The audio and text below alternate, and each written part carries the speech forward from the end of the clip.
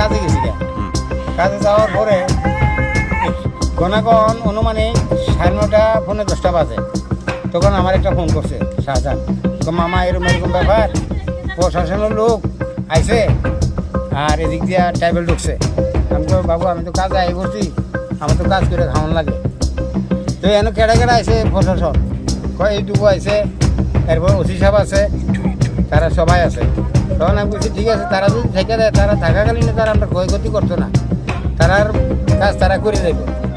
এরপরে দিয়ে তারা থাকাকালীনে স্যার কি করে এইটুকু সব থাকাকালীনে আর ওসি সাহেব থাকাকালীনে আমার এই ঘরবাড়ি করা যায় 19 ডিবিও এই উদয়পুরের।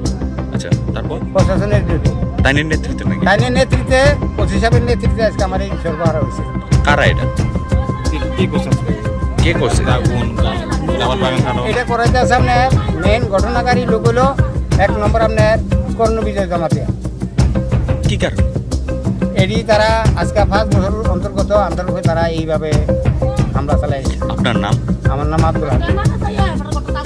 আপনার ঘর ছিল? আমার নিজস্ব। এটা কি থাকার ঘর? থাকার ঘর স্যার, দেখেন লেট্রিন চেট্রিন আমার সব কিছু আছে, আমার সম্পূর্ণ সব কিছু। আমি একবার এই জায়গাতেই বসবাসকারী লোক স্যার। তা স্যার গাছ কাটছে কার?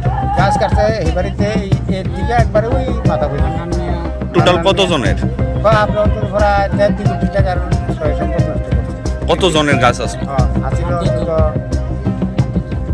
আর তার আগেও তো কয়েকদিন আগে এমন ঘটনা হয়েছিল, আজকে আবার দেখেন স্যার। পুলিশের ভূমিকা কি দেখছেন? পুলিশের ভূমিকা তারা কইতেছে আমরা কি করবো, আমরা হুকুমের গোলাম। ফায়ার সার্ভিস আইছে, ফায়ার সার্ভিস ট্রেন আইছে, কারা দিছে না? জমাতেরাও দিছে না, আর এদিকে গাছ ফলে রাস্তায় ব্লক করে রাখছে।